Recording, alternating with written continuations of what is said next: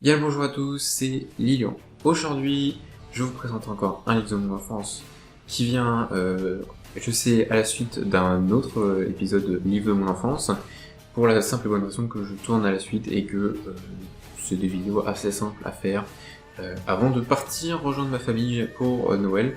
Et vu que j'aurai pas le temps pendant cette période, puisque j'emmène pas tout mon matériel, mon ordi, etc., j'aurai pas le temps de tourner de vidéo, mais je veux quand même que vous ayez quelque chose à vous mettre sous la dent pendant Noël. Enfin, pour Noël, pour mes gens, etc. Donc vous avez compris l'idée. Avant de commencer, je fais juste un petit récap. Les livres de mon enfance, c'est une petite série de reviews assez courte, assez peu objective, où je présente des livres que j'ai lus quand j'étais enfant, qui m'ont marqué moi, et qui pourraient peut-être vous intéresser si vous cherchez quelque chose pour des enfants, ou si juste vous voulez lire des livres jeunesse, hein, ça c'est bien quand on est adulte aussi. Aujourd'hui, je vous présente pas une série, ça sera, oui, encore une série de fantasy, puisque c'est les fondements de ma vie de lecteur, mais je vous présente 3 trilogies. C'est les 3 trilogies des mondes émergés, c'est comme ça que j'appelle, de l'autrice Licia Troisi, donc une autrice italienne. Moi je trouve que ça fait du bien, une autrice italienne, quand j'ai vu ça quand j'étais gamin que c'était italien, je me suis dit wow, génial, je sais pas pourquoi, mais je trouve ça génial. J'ai pas la première trilogie puisqu'elle est je ne sais où. Soit je l'ai lu quand j'étais gamin dans la bibliothèque municipale, soit les livres je les ai mis dans un coin. Et je ne les retrouve plus. Non, je rigole, je sais où ils sont en fait, ils sont chez mes parents tout simplement. Mais du coup, j'ai d'abord Les Guerres de mon énergie, donc ici une intégrale qui est un peu usée. J'ai, je ne sais pas pourquoi, le tome 3 tout seul. Et ensuite, ça c'est la deuxième trilogie, qui je crois d'un point de vue de sortie, est sortie après la première trilogie, mais aussi d'un point de vue chronologique c'est après. C'est dans l'ordre chronologique en fait l'histoire que ça se passe. Troisième trilogie, Les Légendes du Monde Émergé, qui se passe vraiment beaucoup plus tard, hein. Je crois que les deux premières trilogies c'est vraiment beaucoup plus tard, c'est même un côté un peu apocalyptique de ce monde. Et le tome 2, je vous les montre. Comme ça, si vous les cherchez, vous pouvez les retrouver. Je ne crois pas qu'il y ait eu d'autres éditions. C'est aux éditions PKJ, je crois. Tous sont aux éditions PKJ. Je crois qu'ils ont été faits aussi aux éditions peut-être J'ai lu ou Livre de Poche, mais je suis pas sûr. Enfin, ils ont été en fin de poche tout court, en fait. Et troisième tome deuxième tome, j'ai mis dans le mauvais ordre. Voilà. Alors, faut savoir que ces livres, je les aime beaucoup parce qu'en fait, depuis que je suis gamin, j'adore ces couvertures. C'est vraiment le genre de couverture que je préfère. Alors, attendez, je ne vous regarde pas parce que je cherche la couverture préférée justement. Hop, voilà, celle-ci. J'adore ce genre de couverture. Voilà, depuis que je suis gamin, c'est mon style préféré. Voilà. Enfin, évidemment, il y en a d'autres, hein. Ce qui est bien avec les livres, c'est que ça mélange à la fois la littérature et à la fois sur les couvertures, un certain art graphique, on va dire.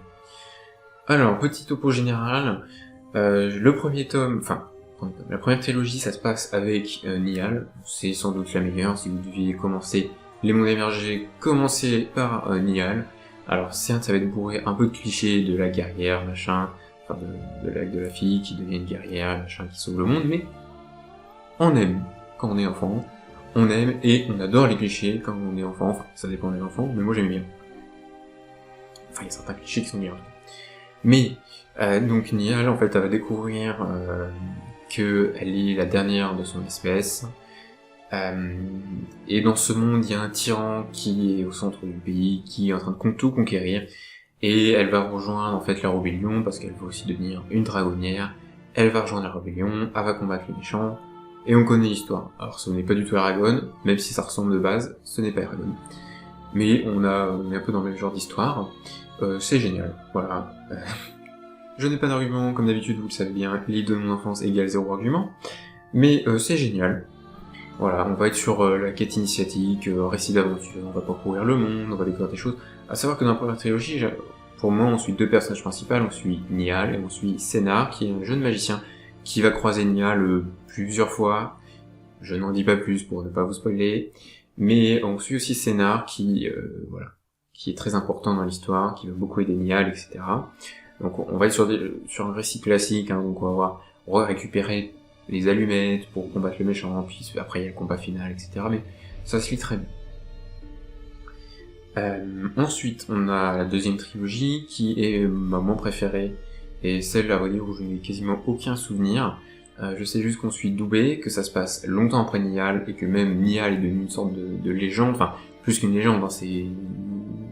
On sait que c'est pas une légende, mais voilà, c'est devenu quelqu'un d'incroyable, on sait qu'elle a sauvé le monde. Et Doubé, on sait que... Donc attendez, que je réfléchisse, si je me souviens bien, elle faisait partie d'une secte d'assassins. Elle a voulu quitter cette secte, enfin elle a quitté cette secte d'assassins, mais ils l'ont maudit en retour, et bon, il y a aussi des conflits militaires, un peu de guerre, etc. Mais elle cherche à se libérer de cette malédiction. Je ne suis pas sûr de ce résumé, mais c'est pas ouf du tout. Voilà, c'est un peu le creux entre la première et la troisième trilogie. Troisième trilogie qui, je sais, a eu moins de succès, je crois, mais que moi j'ai beaucoup aimé parce que, bon, elle reprend encore des clichés de la fantasy, certes, mais je sais pas, ça se lit bien, le personnage est encore un personnage féminin, et j'aime bien, j'aime bien les personnages féminins, mais on va être sur un récit un peu plus sombre.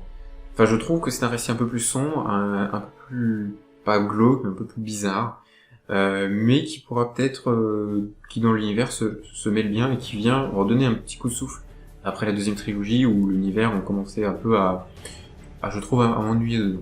Voilà, je n'ai pas d'autre chose à dire, je vous conseille de faire vos propres recherches si déjà les couvertures vous ont tenté, peut-être même que vous vous êtes rappelé que vous avez lu ça quand vous étiez enfant, mais c'est encore une fois une très bonne série quand on est gamin. Voilà, merci d'avoir regardé cette vidéo, et vous pouvez vous abonner, laisser un pouce bleu. J'ai un compte Instagram, je ne sais pas si je l'ai mis dans les descriptions, il me semble que si, avec le lien Linktree. Au pire des cas, je le mettrai quand vous regarderez cette vidéo. Voilà, ce sera tout, et ciao!